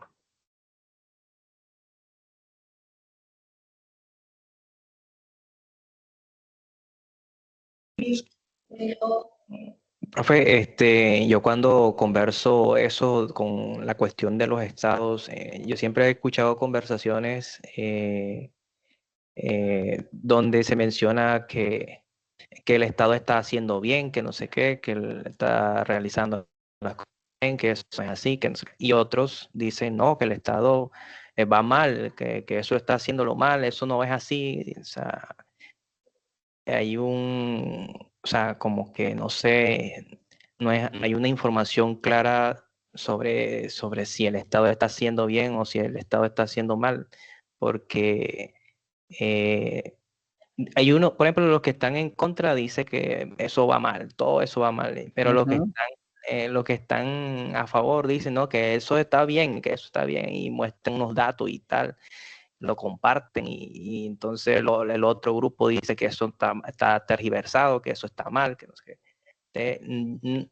Cuando uno ve esas informaciones en contraste, uno ni sabe si el Estado está mal o si está bien.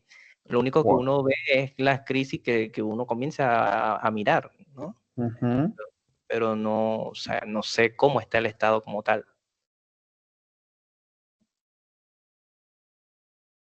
Vean, vale, claro. ¿Quieres saber si el Estado está mal o está bien?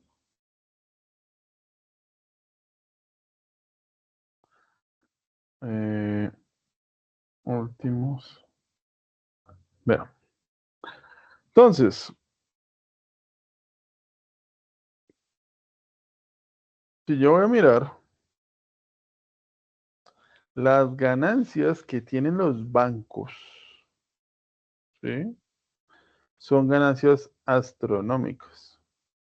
Si ustedes recuerdan la semana pasada y antepasada, no, la semana pasada, se hizo la conferencia de Asobancaria, ¿sí? Y entonces las empresas y los bancos allá, pues tienen unas fijaciones, ¿cierto? Unas condiciones que no vemos nosotros, que es lo que dice John Bonnet, ¿sí? Nosotros vemos lo que nos dicen los medios, pero vean las ganancias que tienen los bancos. Y esto en un mes, ¿sí? Son ganancias, pues, astronómicas que en cualquier gobierno, pues, no se da. Y ganancias históricas, vamos a colocar la histórica.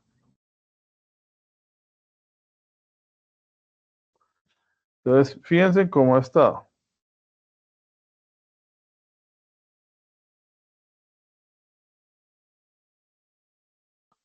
Entonces, el crecimiento de los bancos. Recuerden que hubo una crisis en el 2017, 2010, 2008, que fue la burbuja financiera, donde muchos bancos a nivel global perdieron, pero pues acá se han mantenido el crecimiento. Y pues vemos que las utilidades pues se han mantenido, ¿sí? Han venido creciendo. ¿Eso qué quiere decir? Y digamos que lo que dicen los expertos en economía es que Colombia es un país sólido en temas económicos. Y una de las conclusiones que se dieron en este foro de Asobancaria es que Colombia es un buen país para invertir, o sea, el nivel de riesgo no es tan alto como nosotros pensamos.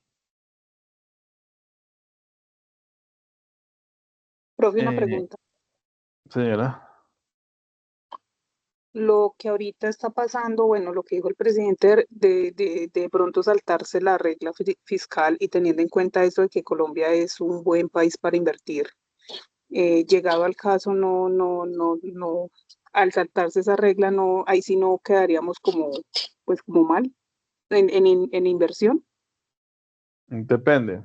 Es que eso depende Hay una frase que ustedes conocen a Warren Buffett. ¿A ese señor?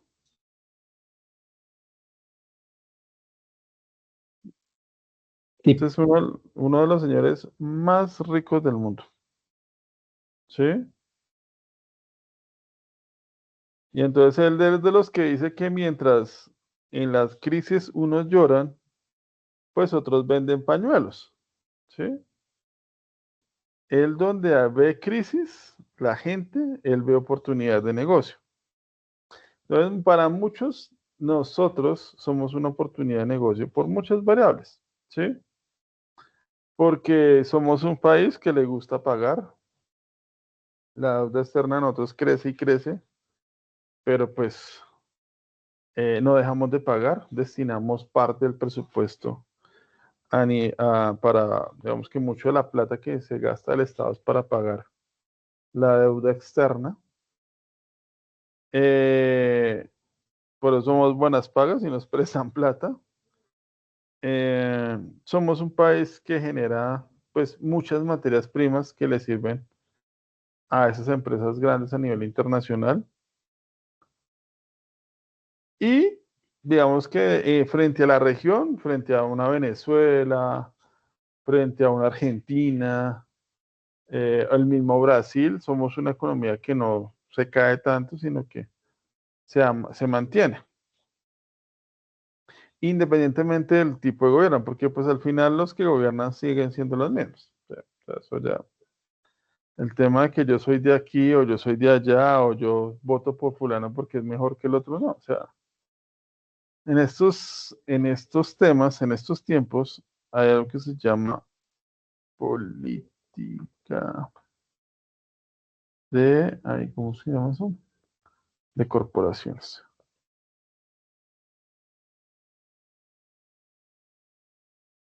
¿Sí?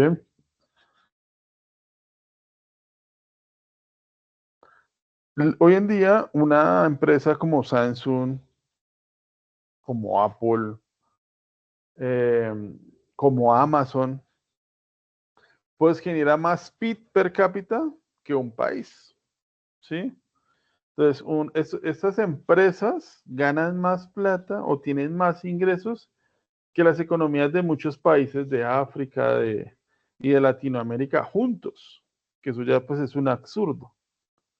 ¿Sí? Una empresa vende más o tiene más ingresos que países que tienen 10, 20, 30, 40 millones de personas.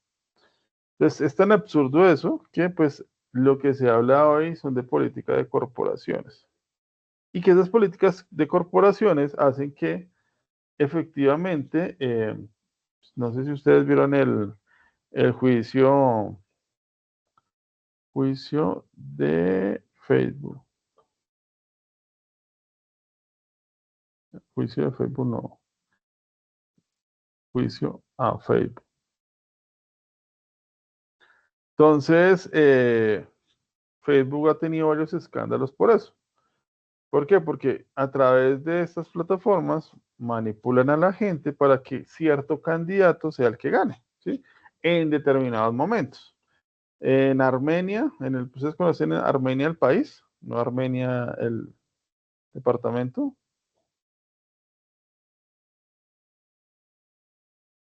Está en Europa.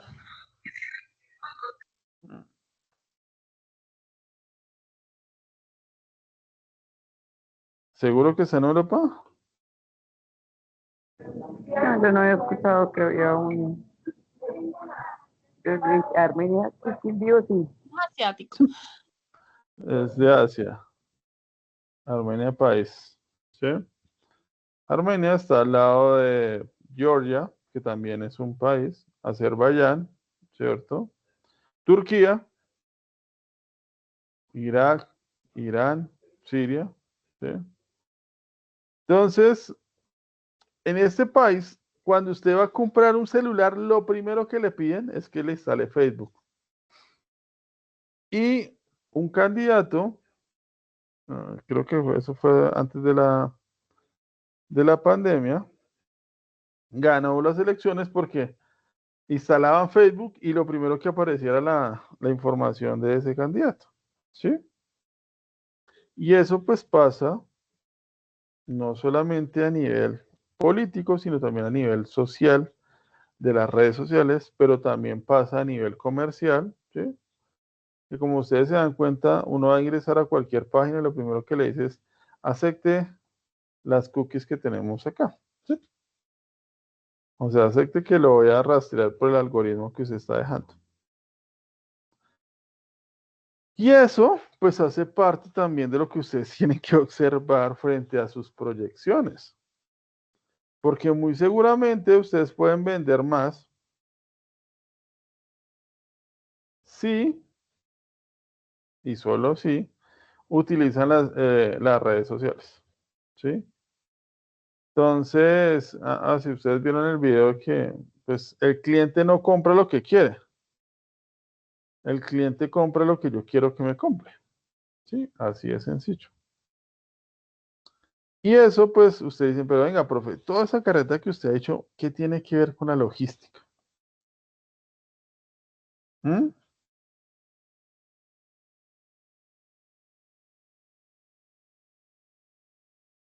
Estamos hablando de economía, la logística hace parte de la economía también. Porque el 93% de lo que se produce en el mundo tiene un proceso logístico, ¿sí? Algún proceso en algún momento. Entonces, por eso es que ustedes deben tener cuenta, y pues más ustedes que van a ser coordinadores, directores, gerentes, dueños de empresas de logística o enlazados a ellos. ¿Listo? Hasta aquí, ¿cómo vamos, muchachos? Mucha información, poca información.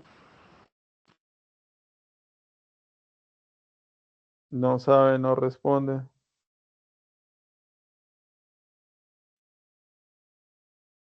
Es mucha información. Pero es interesante.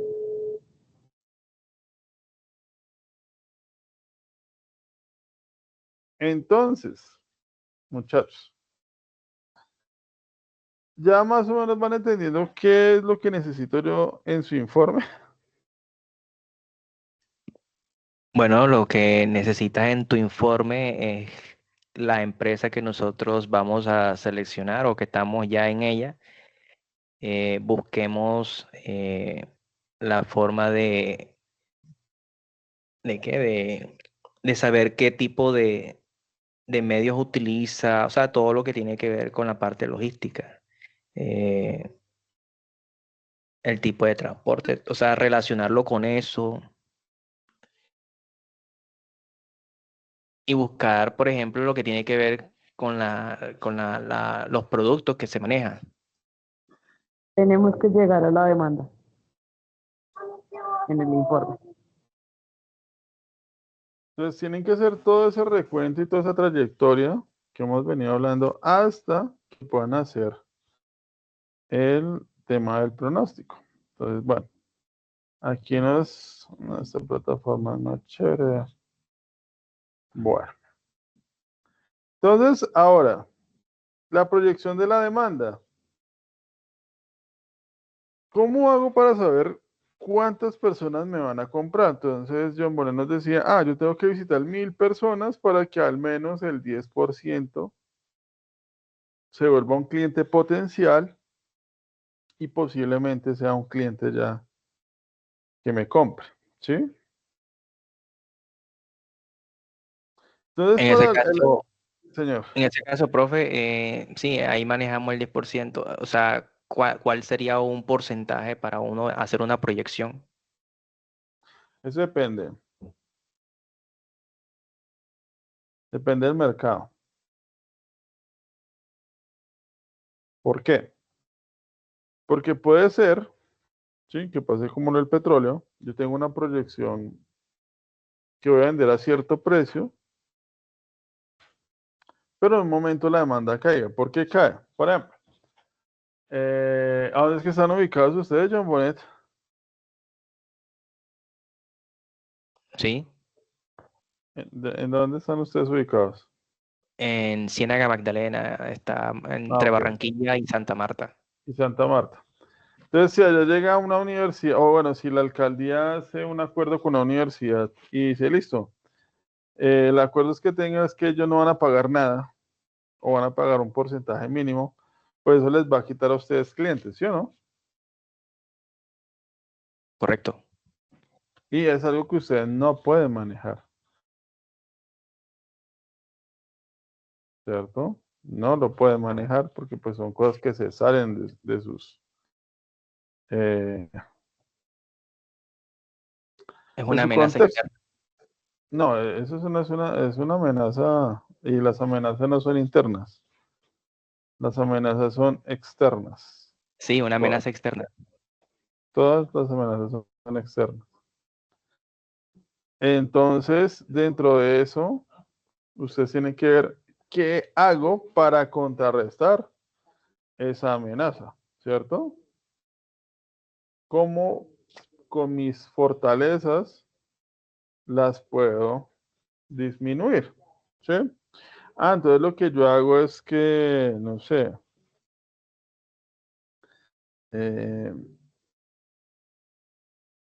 haga un convenio y le preste mis instalaciones o cuando salgan de allá yo les pueda homologar algo y puedan seguir la formación conmigo, como hacen muchos con el SENA, o voy a hacer un descuento pues para ver si eso me genera más clientes o voy a generar programas, que esa digamos que sería la solución óptima, para no tener que arriesgar costos, ¿cierto?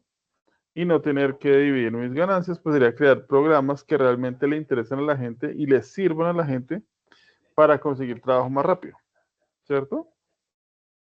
Entonces, fíjense que todas son estrategias que ustedes tienen que empezar a mirar y analizar, que para eso tenemos los datos históricos. Entonces, una proyección basada en la historia es que el año pasado vendí 1.500 unidades, el año antepasado vendí 1.200, en el 2022 vendí 1.000, en el año 2021 vendí 900, entonces ahí yo tengo que históricamente estoy creciendo a un ritmo entre el 10 y el 20%. ¿Sí? ¿A ustedes claro? ¿Mm? Exacto. Sí, señor. Listo. Y dentro de eso, pues es importante que ustedes tengan ese análisis de registros históricos. Pero también está el estudio de la demanda potencial. Y es, si yo lanzo un nuevo producto, ¿a cuántas personas, o a cuántas personas no? Bueno, si a cuántas personas puedo afectar, ¿cuántas personas estarían dispuestas a comprarme ese producto? ¿Sí?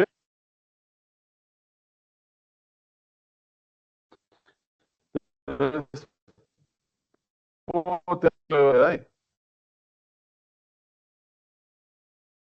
Entonces, es que me voy a generar, no sé, un producto que sea innovador, voy a utilizar otra plataforma, voy a generar, no sé, una alianza para una certificación, digamos que ustedes tienen que dar lo que me decía, con el Icontec, ¿qué es lo que a mí me va a ayudar a que esa demanda de esos 1.000 que visito, yo sé que efectivos pueden ser el 10%, pero yo puedo tener una demanda potencial no del 10, sino del 20.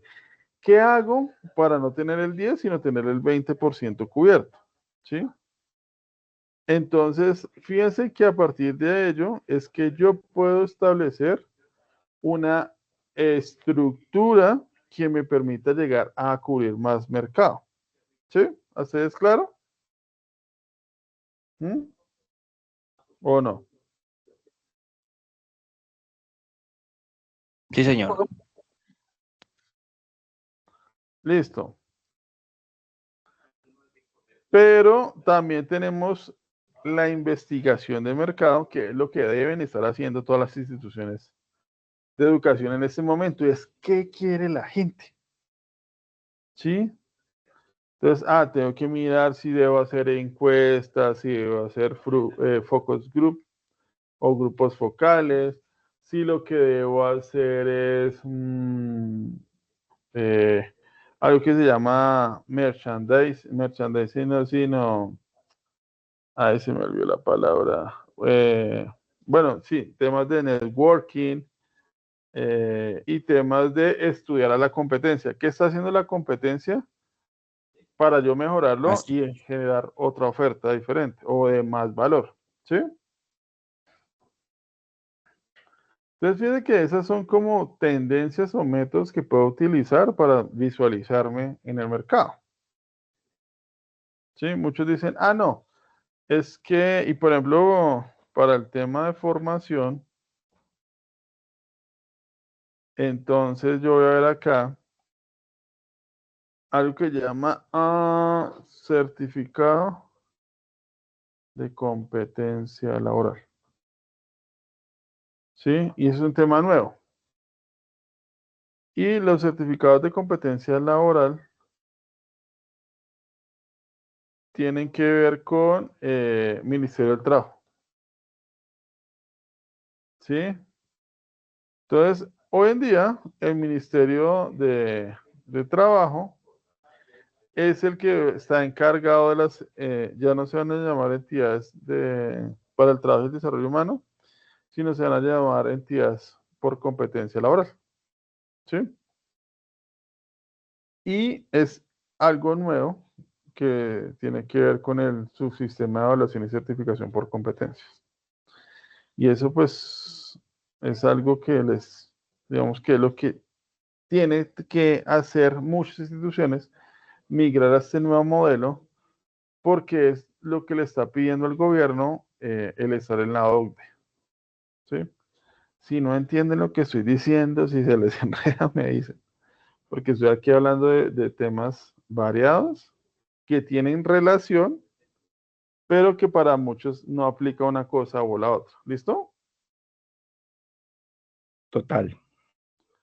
¿Sí? Entonces, eso por ejemplo es para John Bonet, pues porque John Bonet trajo a colación el tema y pues es un tema que yo más o menos manejo. Entonces, las instituciones de educación tienen que migrar a esos sistemas, que es lo que me están pidiendo el mercado laboral. ¿Sí? Y el SENA era líder en estos temas de competencias laborales, pero pues dentro del marco de cualificación de competencias, el SENA perdió el liderazgo y pues ahora lo está asumiendo el Ministerio del Trabajo. Y fíjate que todo eso hace parte de la investigación de mercado. Estamos hablando del pollo. Es que a la gente ya no le gusta el pollo con líquido. ¿Cómo se llama? El pollo con sales. ¿Cómo es que lo llaman ustedes? El marinado. El pollo marinado. Entonces, por ejemplo, aquí, por acá, es que no sé cómo se llama eso. Acá. Les digo cómo se llama ese. Entonces acá se llama eso. No. ¿Dónde está? La 1 de mayo, sí, por acá. Es Don Pollo. Entonces, Don Pollo, que creo que es de la misma, del pollo, ¿cómo se llama el de ustedes?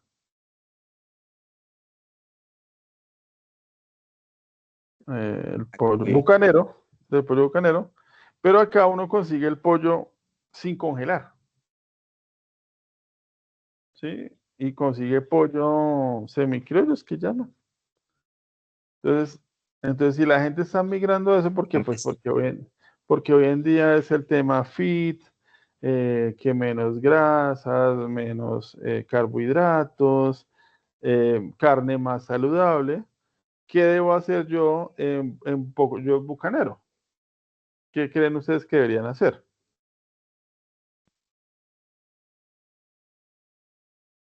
Como dice un amigo, el cambio es el motor de la vida, habrá que hacer cambios. Exactamente. Entonces, fíjense que todo eso hace parte de esa visión estratégica o de investigación de mercado que tiene que hacer cada empresa. Y que para muchos de ustedes es algo nuevo, pero si ustedes van y socializan eso que estamos hablando acá en la empresa, para la empresa también muy posiblemente sea algo nuevo. ¿Sí? ¿Por qué? Pues porque están en el día a día, porque no están enfocados en lo que realmente necesita el cliente, porque yo toda la vida lo he hecho así y pues ya no voy a cambiar, ¿cierto? Y punto. Pero si se hace un estudio, entonces si yo hago un estudio de mercado, investigamos qué está haciendo la competencia, porque la competencia está ganando más mercado que yo, pues seguramente van a encontrar esos factores diferenciales que si yo no los adopto, pues se van a volver ¿qué? Un problema y que me van a llevar a ¿qué? A perder clientes. ¿Claro? ¿Sí? Sí, señor.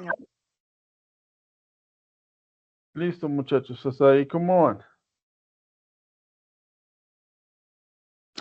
Mucha información, profe.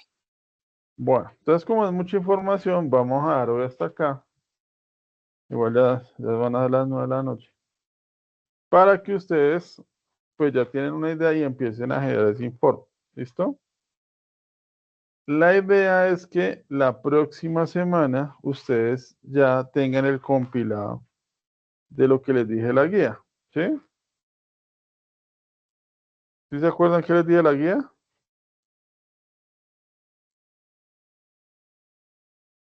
Me recuerdo. Entonces, que ustedes ya tienen un récord de información. ¿Ya están viendo otra de la guía? Sí, señor. Entonces, que ustedes ya tienen un recuento de todo lo que hemos ido adelantando en este, que es el tipo de carga que ustedes manejan, el modo y medio de transporte, quiénes son sus clientes, sus proveedores, y todo ello, ¿cierto? Todo el tema de cómo es el comportamiento de la demanda y la oferta en ese mercado en el que están ustedes, si son una empresa pequeña, mediana, grande, a qué sector económico tiene, cuáles son los subsectores que hay, ¿cierto? Y a partir de allí es que empiezan a construir la proyección de su mercado. ¿Listo? Entonces, ese documento es el que esperamos ver la próxima semana para ver cómo va y seguirles explicando, pues, cómo se hace la proyección. ¿Listo? Listo, señor. Para la próxima semana, como un borrador. Sí, pero de lo que ya se ha hecho, ¿cierto? De cómo eso que ya han hecho lo van a consolidar, lo van a ir consolidando en un documento que les va a dar la base, pues, para hacer lo que viene. ¿Listo? ¿Claro? Sí, señor. Sí, señor. Sí, señor. Bueno, Sí, señor. muchachos, Bueno, que ese informe salga chévere. esa es la idea. Entonces, muchachos, espero que todo salga bien. Y hasta aquí, ¿cómo van? ¿Bien? ¿Mal? ¿Si han aprendido? ¿No han aprendido? Ahí vamos. No, sí he aprendido. Lo que pasa es que con cada clase suya cambio de proyección, de planes. ¿Por qué? No, a mí me dan más ideas. Opa, ese es el concepto. Da más ideas. Entonces, esta semana tengo una idea y digo, bueno, voy a lanzarme por acá. Cuando tengo la clase con usted, ya digo, bueno, ya vi otra idea. Bueno, eso es lo importante. Entonces, muchachos, no les quito más tiempo. Les agradezco por asistir y nos vemos, si Dios quiere, en 8 días, ¿vale? Gracias. Buenas noches, profe. Muchas Vale, feliz gracias, buenas noche. noches. Noches, muchas gracias. Feliz Buenas noches. noche. Buenas noches, profe.